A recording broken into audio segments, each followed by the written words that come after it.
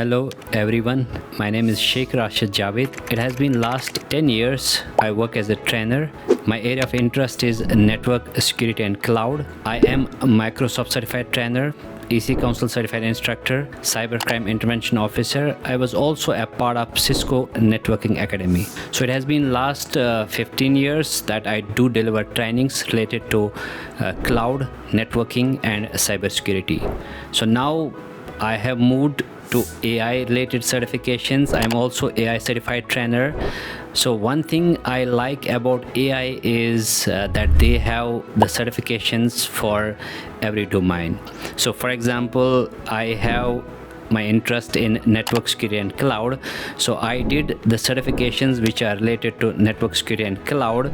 So here I come to know that as a cybersecurity analyst, or if you work in networking or if you work in cloud, so what is the use of AI? Even if you understand a single tool, it is going to change your life.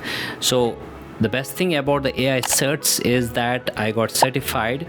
So for every certification, there was a sort of PDF which I have to go through, and then there were some videos related to that particular topics, and then you have to attempt the quiz. So once you are done, then you have to write an exam.